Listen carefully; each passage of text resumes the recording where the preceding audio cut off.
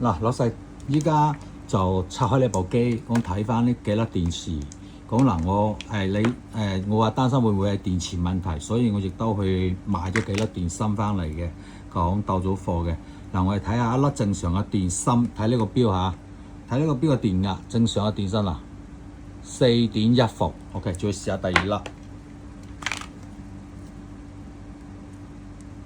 一般3.5到4.2左右以下嘅話咧，都係正常嘅，因為佢總係有啲多有啲少嘅啦。呢個都係4點幾嘅。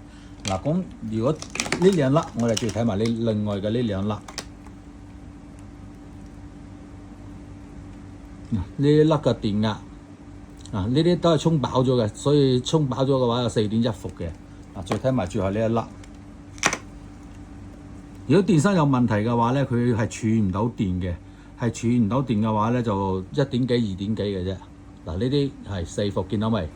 嗱，呢啲都係新電芯。OK， 我哋呢啲都係新電芯。咁我哋依家要知道到底我哋依家裏面有冇電。咁我哋亦都好簡單，咁我哋就插入去睇睇。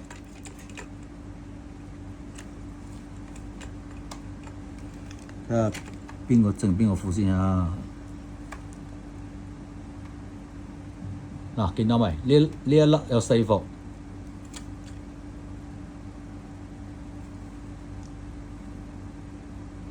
嗱，呢粒有4伏，咁證明呢粒係有電嘅。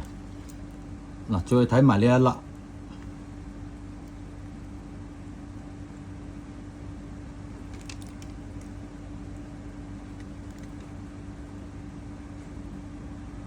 嗱，呢粒有3.2伏。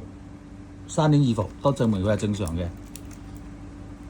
好，再睇埋呢粒，哦，呢邊係負極，呢邊係正極。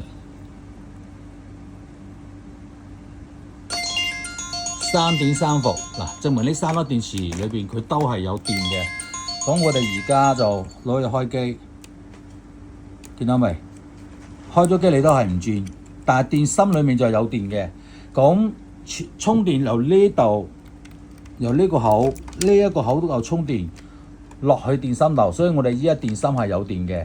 咁當我哋呢度去開機嘅時候咧，個摩打就唔着啦。嗱，咁我哋而家正常嚟講，依家嗱呢個叫生，呢個1檔，呢個2檔。OK， 呢個就開到2檔。咁我哋正常嚟講嘅話咧，咁如果你塊主板冇問題嘅話咧，咁你呢個位置就應該係有電輸出嚟嘅，因為呢兩個係摩打嘅腳。咁我哋而家度呢個摩打腳。